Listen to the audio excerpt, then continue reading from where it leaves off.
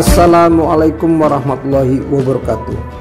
Para petani maju Indonesia, marilah kita sama-sama berdoa untuk kesehatan dan keselamatan kita bersama, serta para pemimpin kita yang kita beri amanah. Dan semua pekerjaan kegiatan yang kita lakukan pada hari ini akan berjalan lancar dan sukses, karena kita semua mempunyai semangat dan motivasi untuk selalu melakukan yang terbaik. Dalam pertemuan kita kali ini, kita akan membahas masalah penyakit layu bakteri Pantoya. Penyakit ini penyakit baru yang masuk di Indonesia dan perkembangannya sangat luar biasa, yang menyebabkan tanaman itu layu sebelum berkembang atau layu ketika malainya mulai tumbuh. Penyakit layu bakteri cukup berbahaya dan kita khawatir akan merebak dan menjadi permasalahan yang cukup serius. Untuk itu, inilah dia bagaimana cara kita mencegah dan mengendalikan penyakit layu bakteri pada tanaman jagung. Mencegah serangan dan mengendalikan penyakit layu bakteri Pantua pada tanaman jagung. Tingginya mobilitas transportasi di dunia saat ini terus meningkat secara sangat signifikan, yang didukung oleh penerapan teknologi transformasi dan informasi yang semakin canggih dan modern. Selain dampak positif, sehubungan dengan perkembangan teknologi ini, ada dampak negatif yang mengiringinya, yaitu terhadap penyebaran penyakit tanaman yang lolos dari pengamatan karantina tanaman, khususnya organisme pengganggu pada tanaman jagung, yang dikenal sebagai penyakit layu bakteri. Penyakit layu bakteri pada tanaman jagung disebabkan oleh bakteri Pantua stewarti, merupakan penyakit penting dan baru di Indonesia. Penyakit ini tergolong berbahaya. Di Amerika Serikat dilaporkan dapat menyebabkan kehilangan hasil berkisar antara 15–95%. Penyakit layu bakteri Pantua merupakan penyakit tular benih atau seedborne yang penting pada jagung, karena benih merupakan alat transportasi yang paling cocok untuk menyebar melintasi batasan alaminya. Saat ini penyakit layu bakteri tersebar di banyak negara, baik Eropa, Amerika, Afrika, dan Asia. Resiko dari penularan patogen melalui benih sangatlah penting, terutama dalam pengiriman benih internasional. Sebenarnya, bakteri ini termasuk ke dalam organisme pengganggu tumbuhan karantina, OPTK, kategori A1 dan golongan 1. Penyakit ini sudah ditemukan di Jawa, Sumatera, Sulawesi, dan Lombok. Dengan semakin meningkatnya lalu lintas perdagangan benih dewasa ini, dan belum memadainya perangkat pengujian kesehatan benih di Indonesia, dikhawatirkan penyakit ini telah masuk dan tersebar.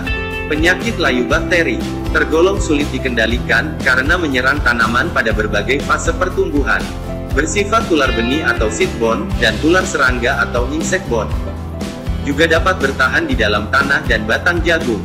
Gejala penyakit layu bakteri adalah tanaman menjadi layu dan kerdil dengan adanya garis hijau pucat kekuningan yang memanjang pada permukaan daun, dan gejala hawar berupa bercak memanjang di sepanjang pertulangan daun, dan pinggirnya mengalami nekrosis.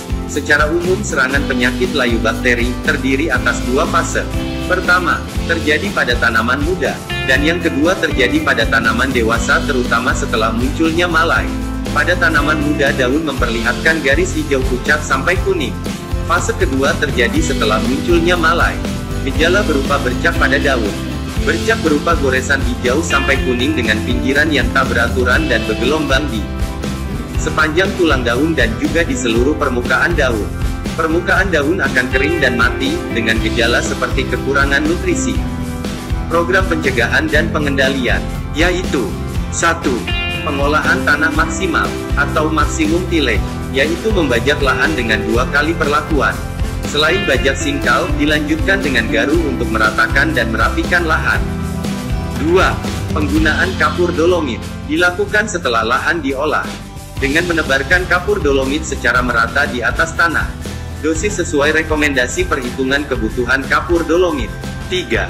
Penggunaan benih jagung yang bermutu dan unggul, yaitu varietas yang tahan, dan benih yang bebas penyakit, disease-free seeds. 4. Perlakuan benih atau seed treatment, yaitu menggunakan bakterisida dengan bahan aktif imidacloprid sebelum penanaman, atau menggunakan agens hayati berupa perendaman benih pada suspensi rhizobakteri. 5. Kultur teknis, yaitu menggunakan jarak tanam renggang, terutama pada musim hujan, membersihkan lahan dari sisa tanaman, dan membersihkan lahan dari genangan air atau perbaikan drainase. 6. Pemupukan yang berimbang, yaitu direkomendasikan untuk mengurangi pemakaian pupuk urea atau yang mengandung nitrogen, dan menambahkan pemakaian pupuk K atau kalium, dan Sa atau kalsium. 7. Perawatan tanaman muda, dengan penyemprotan tanaman menggunakan bakterisida, atau menggunakan agen hayati, seperti Bacillus polymixa, dan Pseudomonas fluorescens, atau Bacillus subtilis. Semoga bermanfaat. Demikianlah penjelasan dan paparan yang bisa kami sampaikan. Semoga bisa dipahami dan dimengerti, dan bisa kita implementasikan di lapangan dalam rangkaian proses budidaya tanaman jagung kita. Dan kami mohon maaf apabila ada kesalahan. Kiranya cukup sekian. Billahi taufiq wal hidayah. Assalamualaikum warahmatullahi wabarakatuh.